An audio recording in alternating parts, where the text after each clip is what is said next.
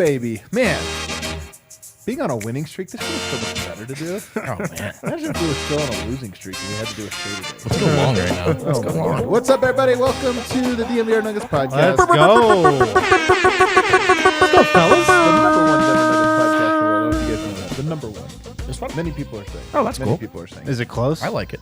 Presented as always by DraftKings Sportsbook, America's top-rated sportsbook app. Use promo code DNVR. Gamble along with us. Right now, they have all kinds of I keep getting a free bet every day. Do you know why? Because you keep losing? Because I keep losing my first No bet. sweat, though. No sweat. That's why It's called customer retention. That's exactly why. You know what? You didn't really lose. Thank you very much. I Yeah. actually counted as a win. Oh no, Kale, our monitor is once again lost. Oh, we're our back. monitor is once again Oh, back. we're back, We might dude. have a rocky show for you. A little technical difficulties. We're going to talk about some topics around the association that are kind of funny, guys. We're going to get into that. Love it. But then we're going to spend a lot of time. I know this sounds like a trolley question, but it actually is a serious one when we just talk about the stakes. Most to gain, most to lose going into this playoffs. And is Nikola Jokic, is he at the top of that list? Whoa. He very well might be. We're gonna have a little fun with that while also analyzing everything. To help me do that, I've got a man who's not afraid to wear a pink sweater, Harrison Wind. Yeah, what do you guys think of the I pink like it. sweater? Yeah. From a distance, you look naked. I don't know about that. Okay. I wouldn't say Vogt, that's what do your you skin think? tone. Is that H&M? Is that H&M? I don't know. I think it might be J. Crew. Okay. It's nice, dude. I like it. Don't you think, Kale, he looks a little like it looks skin colored a little bit? I'm not touching this one. Okay. Jesus, Kale. Okay. And then over there, it's Brendan Vogt. I was waiting for a comment about my dress. I guess I did it right today, guys. Nothing, no insults. I'm ready to go. Let's go. All right, there you go. Do you guys have any thoughts about this game from yesterday? Now, sit, rewatch, let it bake in a little bit. After I talked about it for an hour. And sometimes you do though. And wrote about it. Yeah. Nikola Jokic had a pretty good defensive second half. I agree. I put a nice little compilation out on Twitter. It, I think it filtered over into the eastern part of the country a little bit. Did you get some reply? Yeah, Embiid does this every night. It was one of those where you just throw it out there on Twitter and then you quickly mute the conversation. Right. Great feature that Twitter has. That's literally me with every Jokic tweet now. Oh, I'm sorry, you got people. it. I'm not replying. It's gotten to the point in the season where you just have to. You just have to. But no, check that out if you want. He was really good defensively in the second half.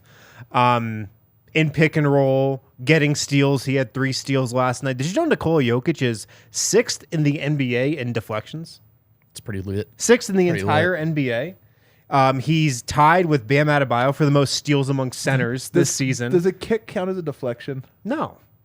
Are we sure? Because if it does, he is running away. I just want to find a way to make No, this. if it doesn't, he's running away with it. I gotta say, man, I'm not calling out my guy. I love Zach Lowe. He's a great analyst. Yeah. I've never disagreed with him on a single thing more than the kickball thing. I know. Come on, Zach. Because he hates the kickball. I think he's like, it's not a basketball play. Well, first of all, it's not in the top 100 non-basketball plays that are We've got a permitted lot and to clean up exploited. before we get to Yeah, that. before we get to the kicked ball phenomenon. Yeah. But he really hates it. And I got to say, I wonder if he changes his mind going forward because, he's so powerful, Zach Lowe is.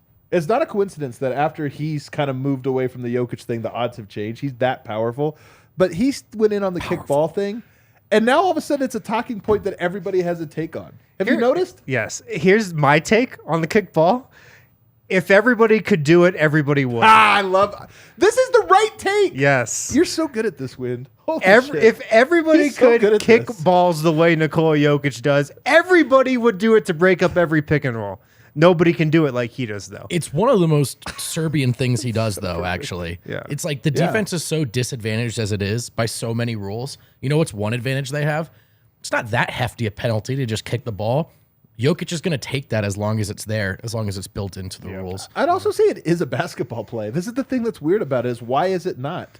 Like to be able to get into a passing lane or getting into a zone or something. It actually is not definitive. It's not when I think of things that are not basketball plays, jumping sideways into a shot, ripping my arm sideways. Like I never go into a shooting motion like this. Yeah. Nobody does it. Those are not basketball moves. A kick is actually kind of a basketball move. There's a pocket there. I'm trying to make myself as big as possible in the window, and if it so happens to be my foot that gets it, it works. Anyway, we could go into this forever. But to finish my point, 6th in total deflections, 1st among centers by a mile.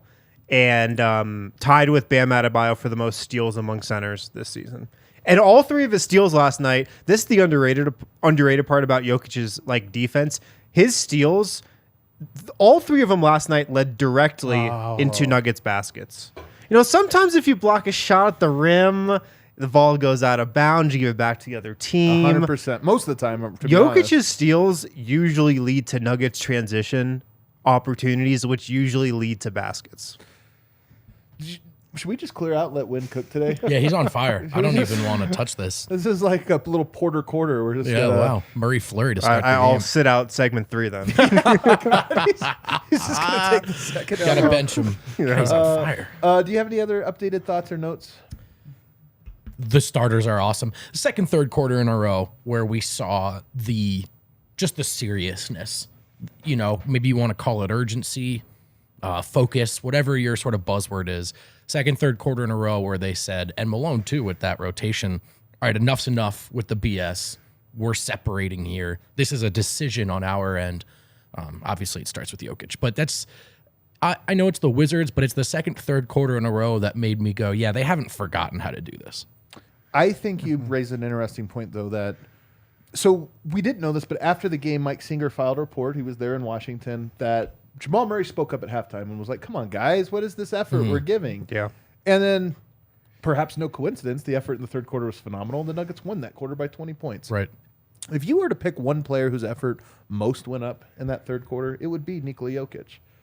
And I think that Jokic has played very well over the slump that the Nuggets went through and everything else. He has 2 30-point triple-doubles, another like 28-point triple-double. He has some very big offensive numbers. His defense has completely disappeared over the last 3 weeks. From what was already inconsistent effort to where it was like, nope, it's pretty consistently no effort, whatever. And I think the first half, I don't know if Murray called out Jokic specifically, or he called out the team collectively, but I do think that Jokic received the message loudest and clear. And I like that. I like to imagine a dynamic where Jamal Murray rally. And first of all, he's not always good defensively either, but so he's calling himself out too, I think. Sure, of course. But I like the idea where he can speak up and say something like that, and Jokic can respond. We think of Jokic as the top of the pyramid, but I like that somebody else can challenge him, and kudos to Murray for doing that. It was responsible from the best players in a get-right game. Responsible. There's an obligation to approach that game the right way with how this month has gone. And both of them, from Murray stepping up vocally and on the floor to Jokic being an A++ guy in the third quarter, that's the taking care of business stuff that was sorely lacking for a little bit there. Yeah. Let's go a little around the association here and talk about some news and notes very quickly, you guys. I don't know if you guys watched Dallas versus the Warriors. Was that last night or the night before? I think it was last night, right? Warriors Dallas. Was it during the Nuggets game? I think it was during it, so you probably didn't watch it. But maybe you saw this on the interwebs. With about 2 minutes to go, I think a little bit less than that, a minute and a half, ball goes out of bounds. Referee signals. Mavs ball. Mavs walk to their bench for a timeout. The Warriors, yeah. During that, the referee says, actually, no, Warriors ball. But the Mavs claim they were not made aware that the ball had changed possessions. They were not made aware. So when they come out of the huddle, they just drew up a play for the offensive end of the game. Again, this is crunch time. This is clutch time. They draw up a play, and they come out on the other side of the court, which is a little confusing, and the Warriors inbound the ball, score uncontested. No Mavericks players within 40 feet of the ball, score uncontested to go up 2. And what do you know? That game ended with the Warriors winning by 2. So very consequential point. People are calling, Mark Cuban is challenging this. He is protesting the game, which has big stakes for him if they lose, and obviously big stakes if they win. People are calling this the Cuban whistle crisis. That's good. That's pretty good. Cuban whistle crisis. Pretty good. That's too good. To be honest with you, it's a perfect description of what I would call this going. But here's what's crazy. Not only did that game, and this has happened, by the way, I think it happened to the Mavs. I think Cuban is the one that protests the most calls. Do you remember this from like 12 years ago when they had to replay like 30 seconds of a game? Yeah, I think I do. Shaq was in the court for some reason. It was a long time ago. It was a really long time ago that a game actually had to be replayed the final 30 seconds. Well, here's why this is big. That game had implications in the standings. I mean, everybody's so close right now. Warriors and Mavs are separated by 1 game, 1.5 games. So that one literally can flip whether or not you make the playoffs or whether or not you make the play-in. Just that one. And it obviously flipped the score there. So here's what's crazy. If they win this protest, They're not going to win the protest. do they not have a case based on what I said? They do, but they're not going to win it. Can you imagine if the Nuggets lost a game because they had no idea the other team got to inbound and the other team scored a layup on the inbound? We would be furious. Definitely. What's weird about what happened, though, is why were all the Dallas players just standing at midcourt? I mean, here's the thing. Why weren't they going to inbound the ball? Doesn't a ref have an obligation to look around and be like, those guys seem He confused? does. The refs Totally. mix it up. The refs definitely thought the Warriors were going the other way. That's definitely what happened. That's like too embarrassing I think to you're admit. right. No, You know what I that's mean? definitely what the refs were thinking. Like Dallas was on that side. The Warriors were. Dallas might have also thought that, to be honest. I think everybody just got confused. I really do. Like, why wasn't Dallas going to inbound the ball if they had just drawn up a play? You are right, though. Like, the spirit of the involvement of a referee, it so often manifests in the worst ways. And this is one that's like, no, this is actually your job. You should actually step out on the floor and go, hey, guys, everyone has this wrong. Yeah. This is a professional basketball game. And, yeah, I thought I would be livid, but I also think Wind is right that they're not winning this. I think they should win it, and I hope that they do, in part because can you envision a scenario whereby the final week of the season, perhaps after the season has already ended, we don't know what the standings are until Dallas flies back to Golden State, or Golden State flies back to Dallas and plays the final 90 seconds, and that will determine all of the standings in the Western Conference. Yeah. Can you envision a game 90 seconds long that would have better ratings than that? Man, let's just throw out the play-in tournament and just have that. Can you They should imagine just do if it, Dallas is actually. either the 6 seed or the 8 seed based on whether the 90 seconds and they all have to fly into Dallas and play this one game for 90 seconds? Steph my scores God. 9 points in 40 seconds. To me, this is the best scenario possible. It is the best scenario. It would be incredible. There's a 0% chance this happens. I don't think it's 0, but I think it's 0. I think it's 1. There's We'll go no 0.5. way. Call it 0.5. 0.5. All right, we'll go 0.5. No way. Let's go to some other headlines here, boys. I don't know if you saw, but earlier today there were reports that the Los Angeles Lakers have announced that LeBron James is going to be evaluated. Sources say he will be evaluated today and, maybe back on the court here in just a little bit. That comes from the Los Angeles Lakers. Okay, that's Trusted interesting. source. Sounds like a trusted verified source. on Twitter. And it comes from the Lakers in part because everybody cites the Lakers as the source. Per And Lakers. whenever a thing comes out about the Lakers, like 1,000 people tweet it out as if they Yeah. they got the intel. Get the PR email, copy paste, boom. put it out there, and everybody uses the same language. Lakers source, Lakers say, or whatever. LeBron James updates. He says, there wasn't an evaluation today, and there hasn't been any target date for my return. I'm just working around the clock every day, parentheses, 3 times a day, Wow. to give myself the best Parentheses. chance of coming back full strength whenever that is. God bless y'all sources. I speak for myself. Hit face palm emoji. Guys, this shit show is unbelievable. I can't believe LeBron is counteracting, saying, don't trust any sources, including the team. I'm the source of my own updates. Well, he has to be able to play all sides here, take every path at once. That's so true. If it makes sense for him to come back, course. he's coming Yeah. back. If it doesn't make any sense for him to come back, if there's a chance he cannot be on the floor when they're eliminated from the playoffs, that also makes a lot of sense. So why pick a direction when you can simply dispute the sourcing from your own organization? Yeah, that's exactly it. I mean, if the Lakers are in position to get into the play-in late in the season and they need a win or two to get in there, he's going to be on the court. If it looks like they're going to be out of it, he's not coming back. Right. I think it's as simple as that. I mean, it does seem like it is as simple as that. Yeah. But it is weird that we're getting these mixed reports from play. I will say this. There's a lot of players now want to be the source of their own information Yes. or this or that, and they want to be out there. And LeBron, the biggest star in the game, so it's understandable. Things like injuries, though, is that a healthy thing? That already, how frustrated are we by teams not revealing, I don't know if this guy's hurt or whatever. But then we take it another layer where the players get to control how that information is. is released. Well, I think we're kind of already there because, I mean, I think certain players control what is released through the team. Like, I'm surprised the Lakers released that. Right. Like, to be honest, you would think they would have cleared that with LeBron That's a before good point. putting that out there. But I also think there's just something weird to, like, imagine waking up and now there's a timeline on your injury that you're not definitive on. You know, you've talked to some people, sure, but this conversation is happening without you. It's really weird. That said, I also remember, I think it was Isaiah Thomas, who was with the Cavs.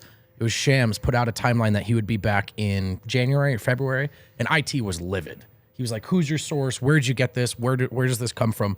Does anyone want to guess when IT returned? It was the exact time frame that Shams had put out. So I see both sides. Well, of I this. think something similar happened when Towns came back last night, and Chris Finch was like on the radio in Minnesota, like on Tuesday, and was asked about like Towns coming back, and he said something like, "Nah, I don't think so."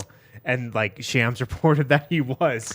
Sure enough, he came back. I'll tell you though, I think some of this, I don't know about the LeBron situation, I don't know about the Towns one specifically, but some of this is, I think part of why teams are so tight-lipped is because the power in the NBA on those such things used to be consolidated, and now they are so wide that I think there's a lot of like, I don't know if I'm allowed to say this.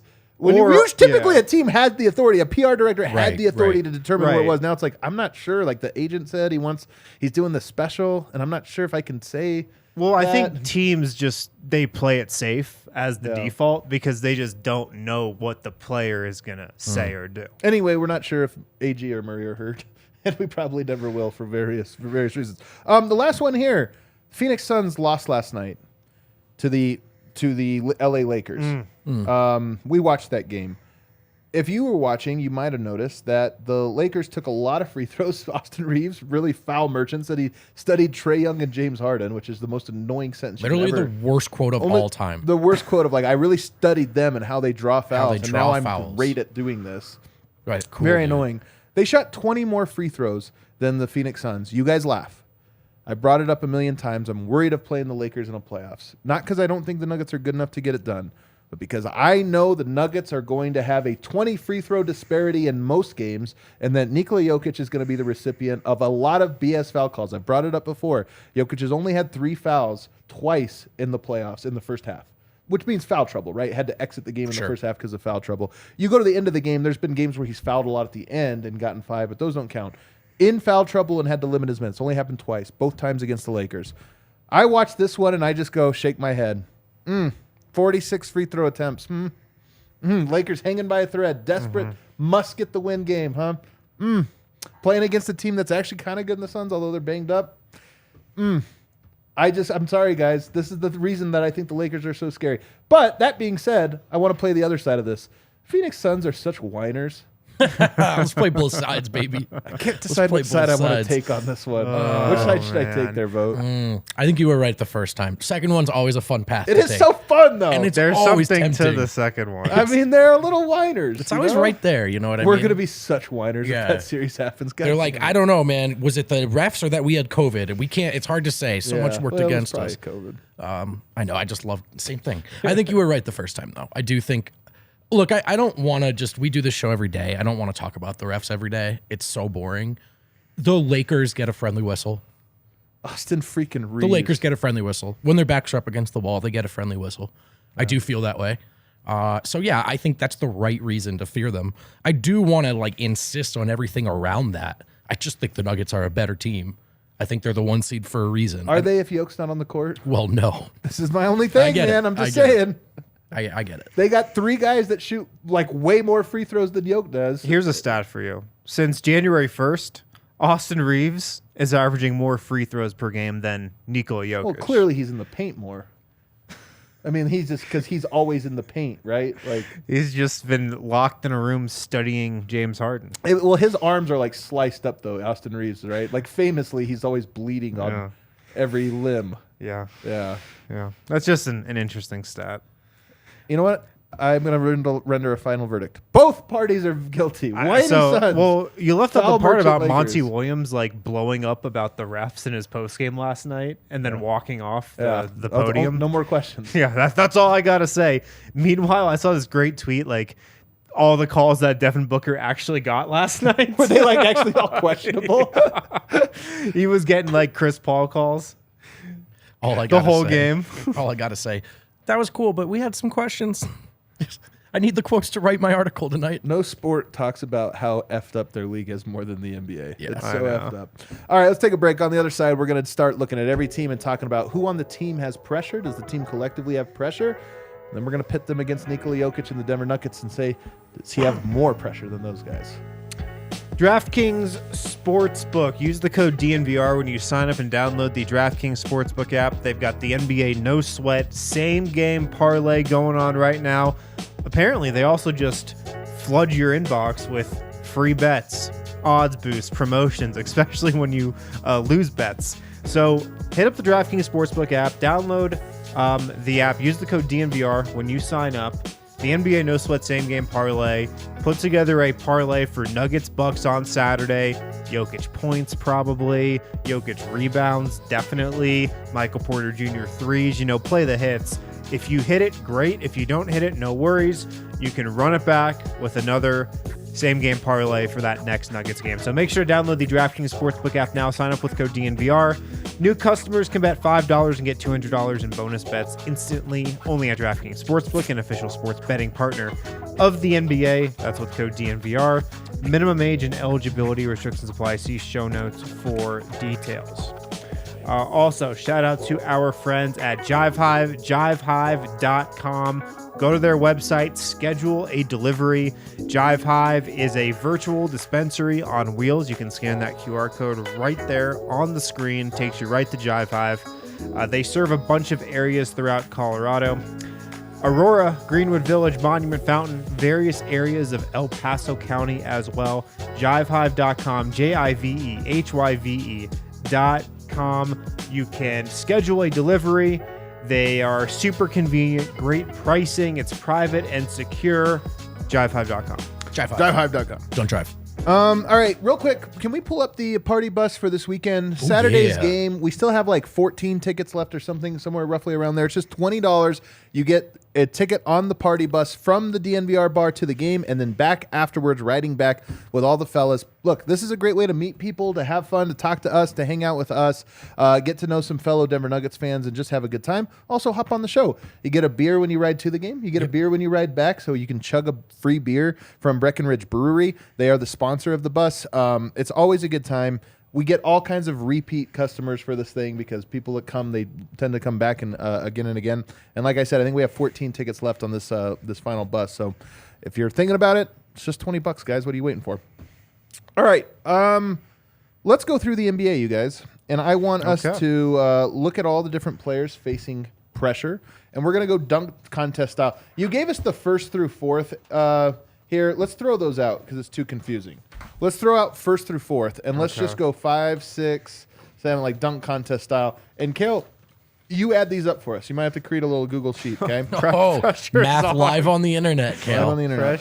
He's a theater major, so. So you remember, 5 is the lowest. 5 is the lowest here. Let's start in the East. Giannis Antetokounmpo. How much pressure does he face? Or actually, here's the real question. Let me phrase it properly. The widest gap between most to gain, most to lose. Okay? How much does Giannis have to gain versus how much does he have to lose? Let's go for this one. Reveal. 5. I went 6, so I went a little bit higher than you guys. Why so low, Vote? I think Giannis is stamped. I mean, I think he wants more, but I don't think in terms of the grander narrative stuff, the legacy talk, I don't think this year much is on the line. I think he got it done. He was dominant in that series. I don't think he's going to win it, but he was, I think, taken more seriously in this MVP discussion again on the other side of that. So I just think, I think people are going to take Giannis and the Bucks as the threat that they are, as long as they're a 2 or a 1 seed going forward after that title. Yeah. Go ahead.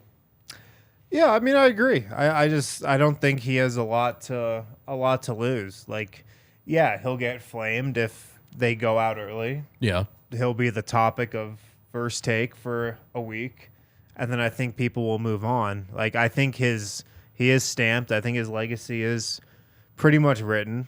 Yeah, I just don't think he has a lot to lose. I don't think he has a lot to lose either, but he does have a lot to gain. So his like spread isn't wide in both directions, but it is in the other direction. And let me just give you one thing he has to lose. It's not a big one, but who's the favorite right now to win the NBA championship?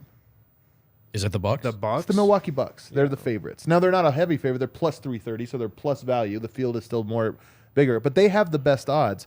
How often when you have the best odds, you don't get that many chances. I mean, I think we all just assume that Giannis has this window that's open for the next 10 years or something, and that's mostly true. But we know that I don't know that he will be favored to win the championship for the next 10 years. He might only be favored 3 of the next 10 years, even if he has good teams, just because there's always 2 or 3 good ones. So I do think that this is a great opportunity for him to stack more. But I'm with you. If they lose, there's not a narrative that he's a loser. He just doesn't go up. Yep. But the going up part is big. He has Yeah. 1 championship. Lots of guys have 1 championship. We think Giannis is probably an all-time great, like top 20 player all-time with a chance of maybe being a top 10, maybe even being a top 5. To do that, you got to start winning. And 1 going to 2 is a big jump. 2 going to 3 is a big jump. He's got to start going. If he gets another one, I think the gap, the mountain for Jokic to climb in terms of the best player in the world conversation. Like I hate to sound so Almost insurmountable. Yeah, I hate to sound so consequentialist, but that's the game. Like if he Right. wins another title, Jokic's is going to have to go get multiple. Oh, gonna I mean, figure if it too. the Bucks win it this year and somebody asks you, like, who is the best player in the NBA and you don't answer Giannis, like, you're getting laughed at. Yeah, for sure. You're getting laughed at. So he has a lot, in my opinion, to win, not a lot to lose other than just opportunity, and you don't ever want to take for granted that, hey, next year maybe Drew Holiday gets hurt. Maybe you end up having a year where something happens and, just weird things happen. This is a year where things have broken right for them in terms of health, in terms of seeding and standing. They should look at this and say, we have a chance. I don't think there's anybody else there that I would say has necessarily a lot of pressure. Like Drew and Middleton aren't the caliber player that I think carry that kind of pressure. Budenholzer, I don't think carries that kind of pressure. They all got their one They've carry. gotten to the mountaintop. Yeah. Yeah. When you're in like a 2A or like a role player or anything, or the second and third stars, you get the one, you're stamped as a Robin now, All right, we're going to move on to the Boston Celtics here, and I'm going to start with Jason Tatum. Jason Tatum. What kind of pressure is he facing right now? Let's say 6. We all. I'm surprised you didn't go 10. By the way, play along with us in the chat. I want to see where we are. All right, vote. Wait, he's got an 8, baby. Well, it depends on how you look at it because as I've pointed out in the past, this Celtics team that feared dark green curtain, they still haven't won, They still have not won. So if they don't win this year, I think that conversation about can the 2 J's get it done next to each other as the 2 best players, I think that thing picks up a lot of steam. Now, Well, hold on. Can I just play off of that real quick? Yeah. I don't know if you guys. I listen to too much Basketball Illuminati, but this is why I'm talking like this. I don't know if you guys read the reports on Jason Tatum and some of the things he says. I do. He's really talking a lot about how much he does not like being in Boston because of the racism. It's a Jaylen real Brown. thing. Or Jaylen Brown. Sorry, Jaylen Brown. Which, again, I'm taking him earnestly here. A lot of people have said that about Boston. But it sure feels like Jaylen Brown, who's well connected to rumors about wanting to be in Brooklyn or New York or somewhere else, it sure kind of seems like he's setting the early groundwork for, like, hey, guys, if I leave, I mean, you'd have to applaud me on the way out, to be honest with you. Oh, yeah. He is. This is how you lay the groundwork for leaving a team. Which brings me to my big finish.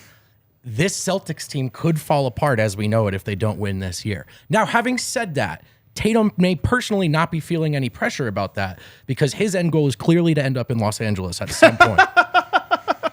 I don't know why we did this earnestly. If he doesn't win this year and you put him anywhere near the MVP conversation next year, it's personal. It's Brett, he looked right into the camera as he said it. No one's watching. Is there anybody else in Boston that you feel has this pressure? I mean, you could say Mazzulla, but I mean, he's like... People have turned on him. Didn't he just sign the extension, though? Well, I think but Didn't he, like, the Celtics were awesome, he signed the extension, I'm and wondering now if they're Brad not? Stevens is going to pull a Pat Riley and come down and coach the team. Oh, that'd be great. But Well, if he might be the guy that has pressure on him.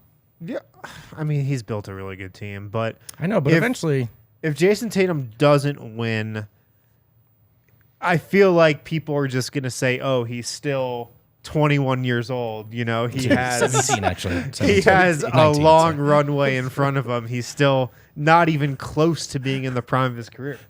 I know, but that's crazy because he's been in the NBA for like 14 years. But you he's know what I 21. mean? You're right. You're right. All right. Last one before we'll take a break. Joel Embiid.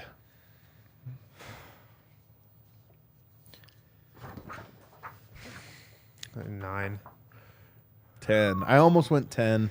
I did too. Actually, I think you guys are right. Because you've got to leave room for who else is on this list. That's my reason I didn't give him a 10. There are outs for Joel Embiid. Every year it's been somebody else there. Like, I don't think people quite realize how much it's like, well, Ben Simmons, you guys saw what he did. And it's true. Like, Ben Simmons is wilted, and James Harden's new, and, like this or that. I just feel like if they play poorly or if they don't do well, it's likely to fall on other people that we're going to mention with the 76ers. That being said, I actually think he has a lot of pressure on him. He's never made a conference finals. Never made it out of the second round. He's gotten very close. He's gotten very close. That narrative picked up steam this year, and you heard it a lot when people were talking about, why are we talking about Jokic? He's made a conference finals, not this or that. But I think that really picks up this year. If you don't make it to the conference finals, and then if you don't get over the hump, like, they're another team. They're the second best odds, I believe. They just have an opportunity here, so I think it's a 9.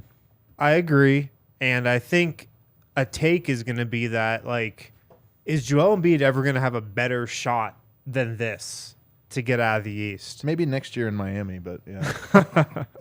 Philly's got a great team. Like, that's a really good team. It's well-rounded. They can score. They can defend.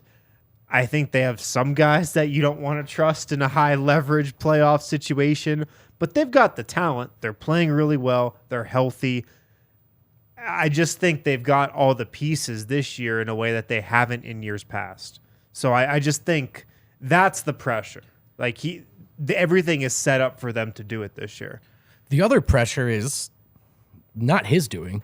There's a lot of talk about MVPs. He's going to win it, man. And second rounds, and Joel Embiid is going to win this MVP. I think he is. For it to be, for the narrative around it, which has nothing to do with him playing, to be such a strong reaction to the previous winner, the back-to-back winner, and it to be tied so closely to playoff success. Again, we're mostly just talking about the outside noise, but if he does win the MVP, he's got to get out of the second round. I think he's got a lot of pressure on him. He's got to perform well. But I'll tell you what. I got to tip my hat to him. I think he's playing the best basketball that I have seen him play. He's really Definitely. good. He's I- really incredible. good. I honestly think this has been his apex, and I think that they have a path. I mean, Boston's struggling right now. The other teams in the East are good, but not good enough. I mean, you're looking at that and saying, they have a realistic path. It'll be tough, but they have a realistic path to winning the championship this year, and they think they get it done. James Harden. Oh, he's chilling, dude. 5? Yeah. He's got next move lined Not up. only is he feeling the pressure, but how much pressure are they feeling? All right, we're different here. Ready to reveal? I don't think he's feeling any You guys pressure. don't think he's... Well, I don't know if he's feeling it. Yeah, You're right. that's a different question. I don't even How know much if- does he have to gain and lose? I don't think a whole lot. Like, look, if they go all the way and he wins the championship, he can change the narrative of him just being looked at as a playoff loser. But it's going to be Joel Embiid's team. Like, Joel Embiid is going to be the reason they win a championship. And if they lose, whatever. We'll still think the same way of Harden that we do now. How much could have changed in Houston? You know what I mean? How much he's still got his spots. That's what I'm thinking. If he loses, the next move is lined up. He's probably pretty pleased with it. Having said that, the way you framed it initially about the two ends of possibilities in the spectrum, there's like a 10 on what's the game. James Harden is an MVP Yeah. of this league. He's one of the best scorers we've ever seen, albeit one of the most annoying ways of scoring, but he's one of the best offensive players we've ever seen in this game. And I think he doesn't get a lot of the respect for that, in large part because he's so obnoxious, both on the court and and just kind of how he like talks about himself. He's one of these guys that's clearly so insecure about his own legacy that he's made himself annoying. But I do think that he gets discounted because of how unlikable he is. He's really good. A title, I think when you get removal from all of this, Yeah, I when you agree. step away from it, you'll start to look at it and go, well, this guy was an MVP who averaged 30, 10, and 8 and shot this and revolutionized the game. And I just think it'll change for him quite a bit. All right, last one, Doc Rivers.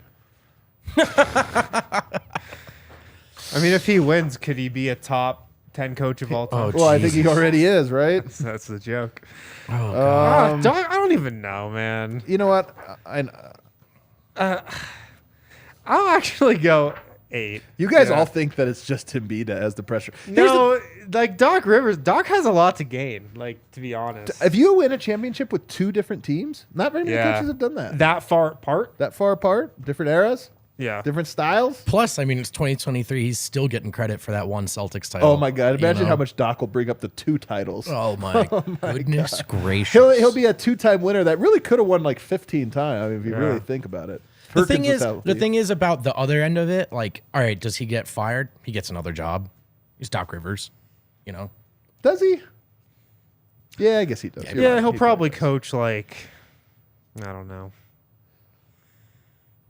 someone, Yeah. Okay. Good. To, someone. I will say this, man. I was coach listening to Bomani and Vinny and Maybe the Warriors.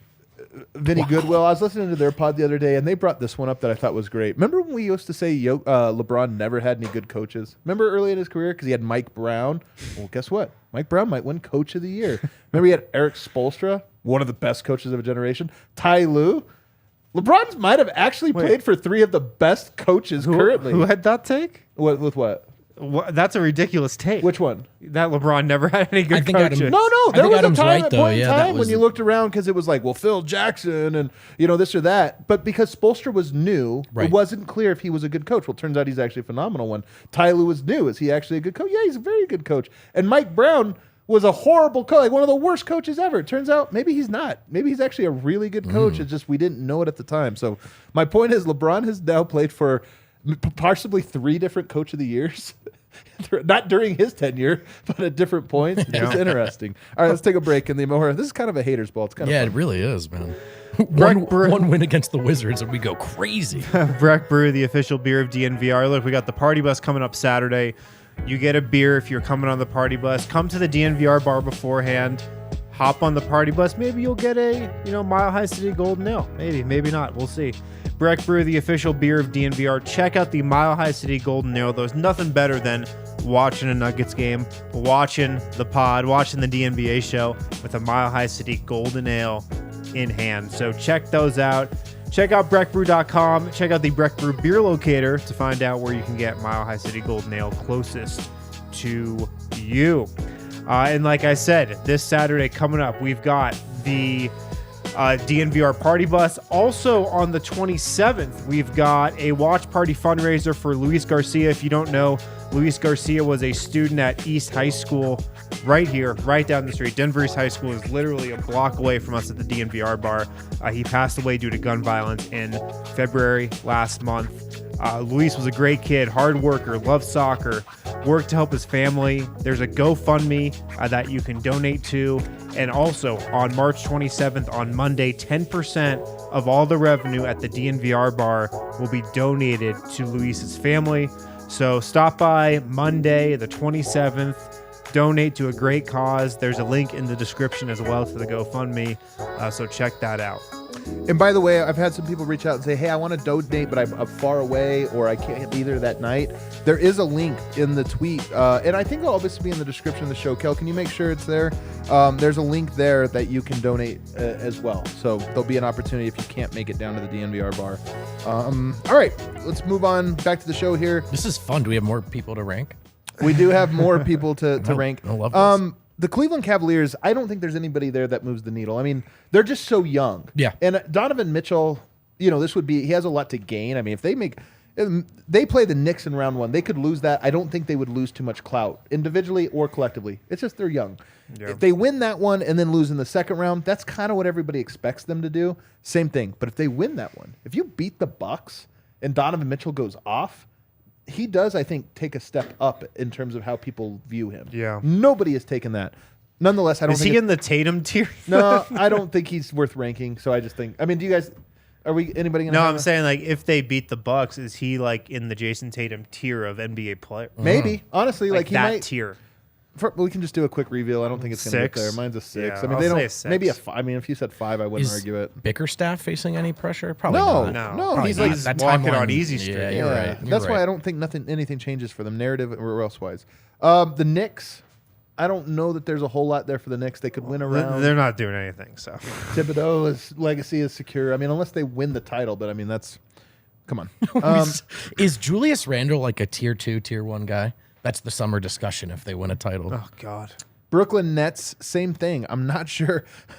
You could say with the Brooklyn Nets that Kyrie maybe has like if Dallas flames out in the play-in and then the Nets make it to the second round or something, you might look at that and be like, oh my God, KD and Kyrie, what are you doing here? But I just don't think anybody there has anything at stake. Miami Heat. No. At stake? To gain even. Actually, all right, let's do it.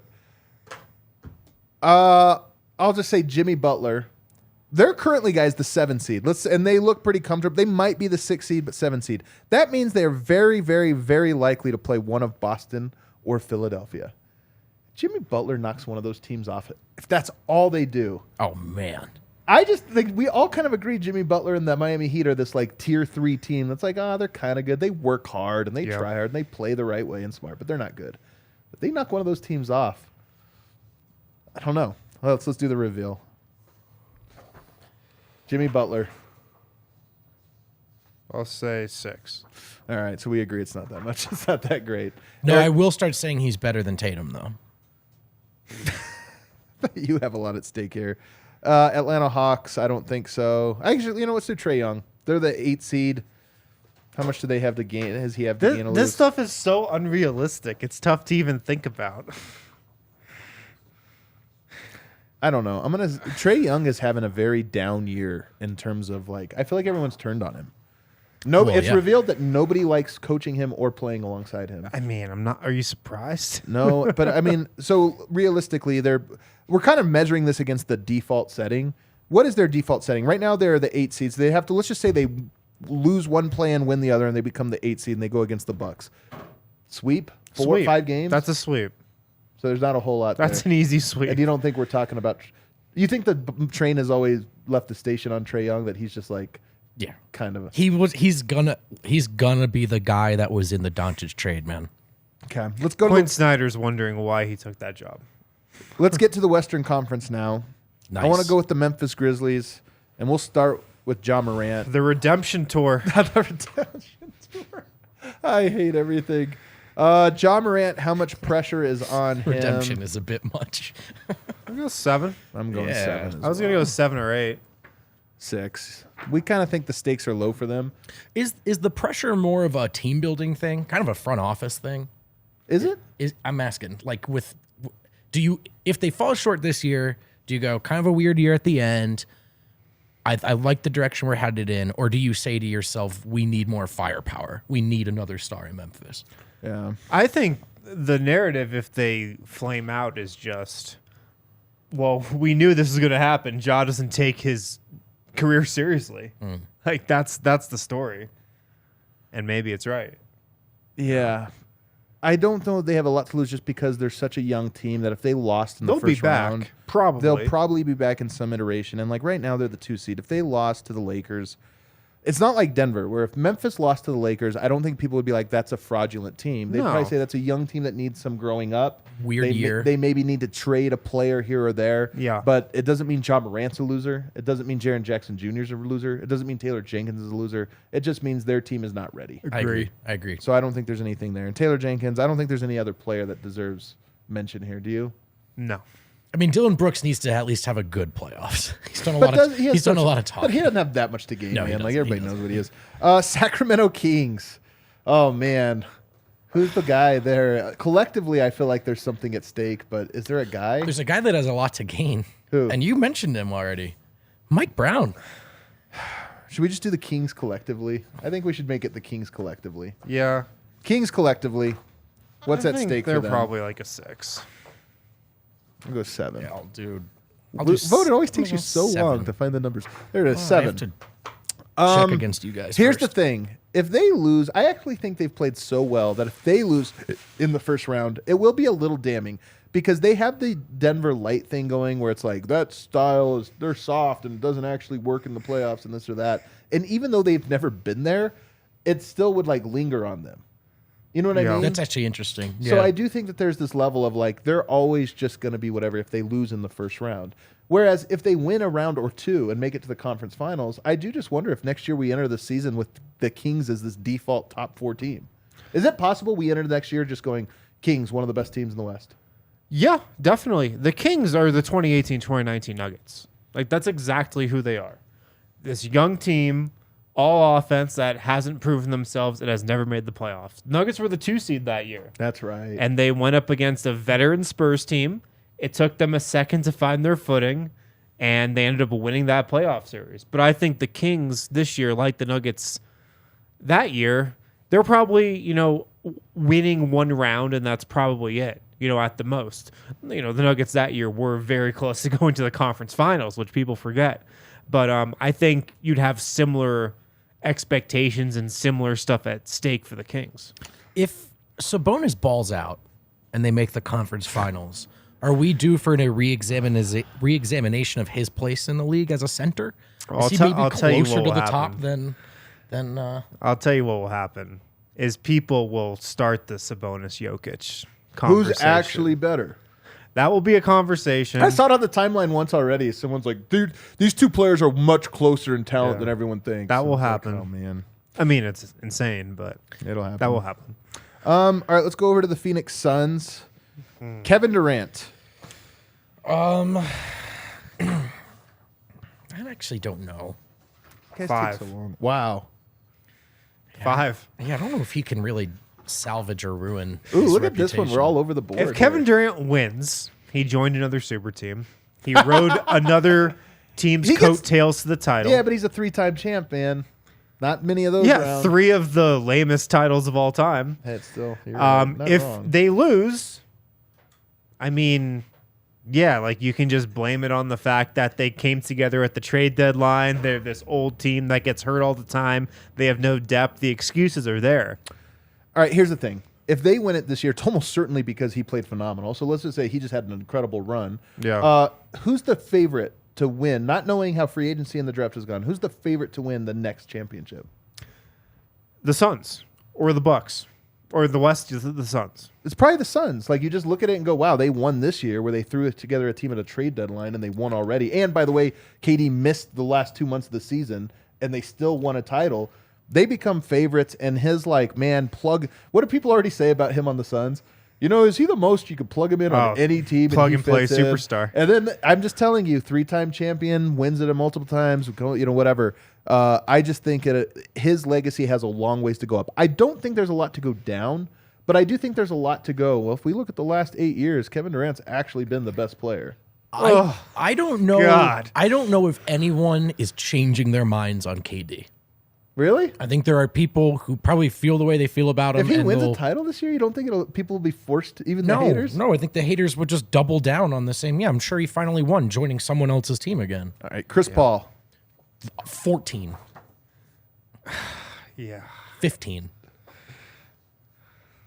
I'd say 10. 10? Yeah. Wow. This is Chris Paul's What did you last say, shot. 10? This is his last shot. This is his last shot. It's a full 10 for me. Yeah. If he doesn't win it this year, he's getting traded for Kyrie Irving, and he's going to get bought out or something and go to the Lakers. to the pasture. To the Lakers. Yeah, I mean, if he wins a title, it's this year, man. Chris Paul's on his last legs. This is his last shot. Man. And Yeah. if they don't win this year, he's going to be the reason, or at least that'll be the narrative. And that'll be how he goes out. Nearly getting to the top at the last hour with the Suns. You will start to do let's look at all the guys Chris Paul's played with. James Harden, MVP year, Devin Booker. yeah. You'll start to list out and you're like, wow, he played with all yeah. the best players of a generation. It's going to get really uncomfortable when Chris Paul is getting put in pick and roll every single possession and just getting targeted every time down the floor. That's going to be uncomfortable for everyone. Devin Booker. He's way lower. Maybe 7. If he wins the title, is he the best shooting guard in basketball? Indisputably. Is he already? PHNX is already making that argument. He might already be. I actually think he has a lot to gain. Look, Devin Booker's an awesome player. I'm not sure he's a winner. And if you win, you knock that label off. And it's probably going to be because he was awesome. I just think Devin Booker right now is thought of as this like second or third tier star where everybody respects him a lot.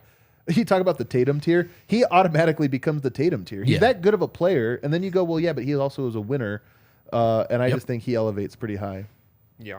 Okay. All right, let's take our final break on the other side. A couple more teams to sprint through, and then, of course, we'll talk about Jokic and the Nuggets. Who? Guys, Game Time is the hottest new ticketing app that makes it easier than ever to score the best deals to tickets, sports, concerts, and shows. If you've ever dreamed of sitting on the 50-yard line behind home plate, floor seats at a concert, you can do that with Game Time.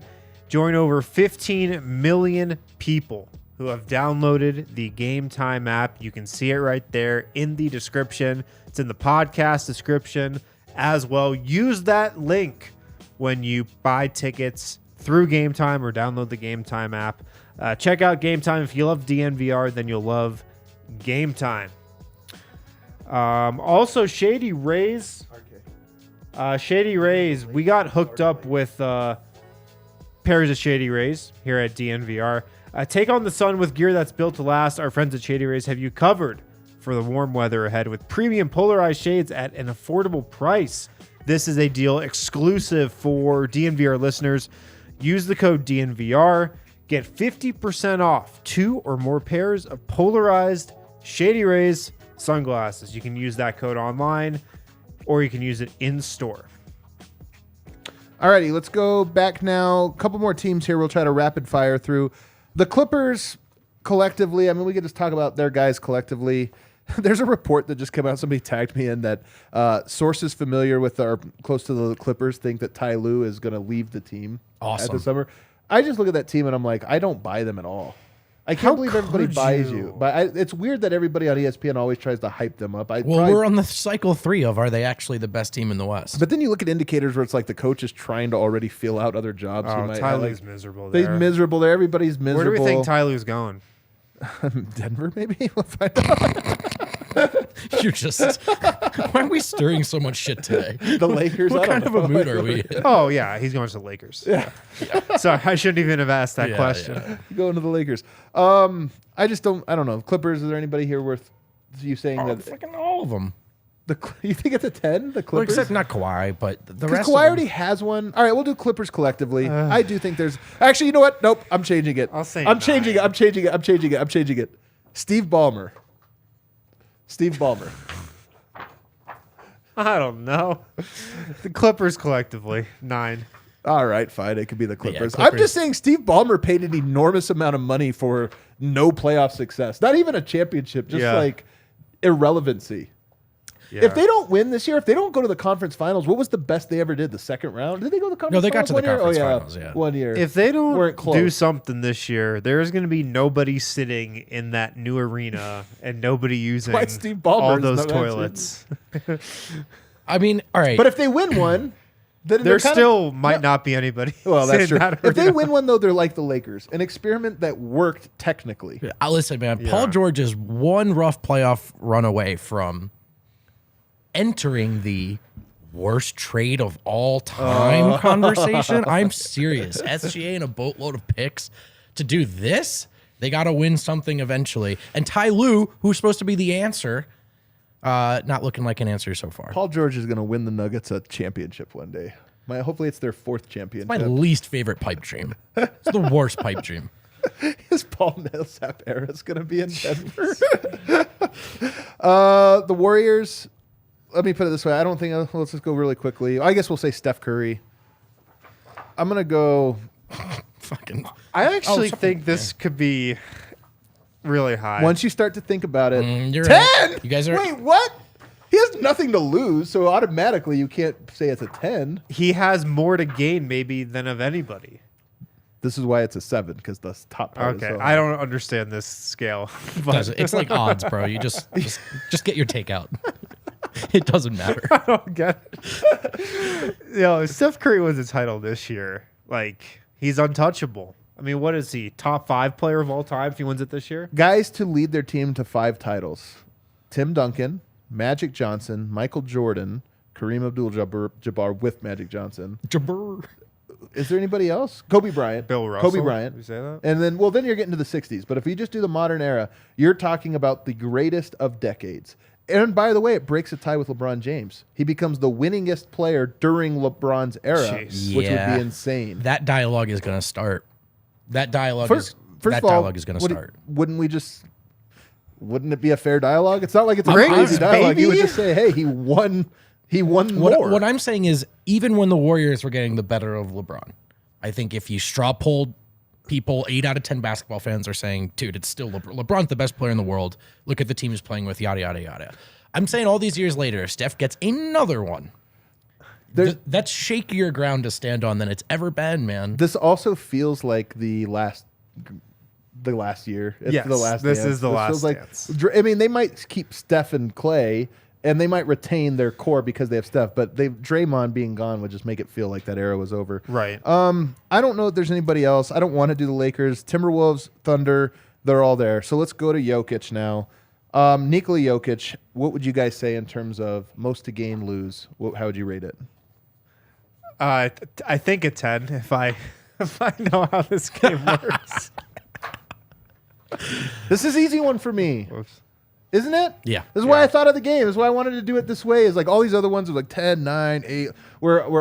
This one is an easy 10. Jokic wins a title this year. He's a top 15, 20 player all time. He's a 2-time MVP with a championship. He proved all the doubters wrong. If they lose first or second round, in some ways, I don't think it should, but it will be more common than not to invalidate all of the things he did. That maybe we just got the voting wrong.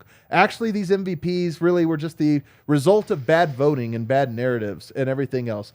I don't know that there's been too many times there's been a player with more to win or lose. LeBron during his career, 2012, I think was in a similar zone. 2011, you could say too, in 2012. There have been these little moments, these little sliding door moments, but I don't think there's been too many more than this. Look at this scientific graphic. I forgot Kale was keeping We just track. counted the total scores. That is effing hilarious. I demand a recount on Chris Paul, by the way. You got to take those numbers off, though. Nobody's got to know what they mean without context. Yeah. Well, we all know what they No, mean. I think it's better with the Yeah, numbers. that actually makes sense looking at it that way. On a scale of 15 to 30. Oh, God. I can't believe Curry got 25. This doesn't make sense. How did we get him so high? No, because Because he he can can vault to a top 5 player of all time. Yeah. No, we all know. Look, we've been waiting for this for the last like 16 months. Yeah. You know, we've been waiting for these playoffs. This is it. I mean, this is what we've been talking about endlessly on every one of these shows in one way or another forever. I'm like, this is when this is going to be the first, like, I feel like real tipping point of his legacy. If he's to be one of those guys, you know, LeBron, even MJ, Giannis, there's a turning point. There's a very clear turning point moment. Giannis got it done in his year. LeBron, obviously, Game 6 in Boston. We all remember just how much was at stake. Jokic on a national scale doesn't exist quite like those guys do, but for anyone who's invested in this is his Giannis year. This is the turning point where he can change the way he's looked at and talked about forever. Does he care? I don't know. But he cares. I think Jokic really cares about winning. About winning. I think for Yeah, him, that part it I care. validates Yeah, his own way. yeah, from a competitor standpoint, I just mean the noise. Well, or we were whatever. debating this the other day with Eric because a couple weeks back during the Chicago game, he was asked about Christian Brown. He said, I think he's won something. Me, I've never won anything in my life, but I think I know what it takes. Yeah. We were trying to discuss whether we thought that was a good or bad quote from Jokic, meaning like one that you are excited about or one that you find a little concerning. Right. What you weren't here for it. Where you vote? I was. You were here for it. Oh, you were here for that. Where do you land on it? I liked it. I don't think there was any concession in that statement. I agree. I think it was honesty, right? It was him catching himself. Like at any level, for as much as I've been heralded, I haven't won yet.